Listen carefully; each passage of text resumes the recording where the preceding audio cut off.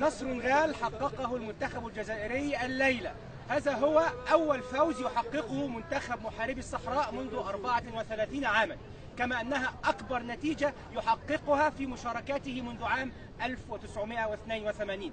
نتابع تعليقات المشجعين الجزائريين الذين آزروا منتخبهم بحرارة في هذه المباراة. قل يا أخي، كيف انطباعك عن المباراة؟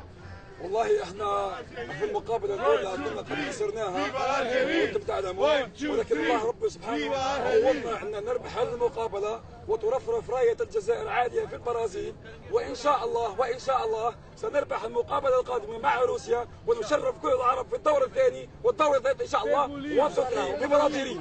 1 2 3 فيفا الجزائر. ان شاء الله من خطره 22 مازال ما شفناش الفوز، واليوم ربحنا بنتيجه عريضه ب4 بزوج، وان شاء الله نربحوا للروس ونخالفوا تزيام ان شاء الله بربي. الحمد لله اليوم قدم الفريق الوطني الجزائري مقابله في القمه وفزنا بنتيجه 4-2، وان شاء الله سنتاهل للدور الثاني. 1 2 3 فيفا الجزائر. 1 2 3 فيفا الجزائر. 1 2 3 فيفا الجزائر. 1 2 3 فيفا الجزائر. 1 2 3 المنتخب الجزائري مهمة الليلة. المنتخب الجزائري يحتل حاليا المركز الثاني في المجموعة خلف المنتخب البلجيكي. كل ما يحتاجه هو ألا يهزم في مباراته المقبلة، وسيضمن بذلك التأهل للمرة الأولى في تاريخه إلى ما بعد دور المجموعات.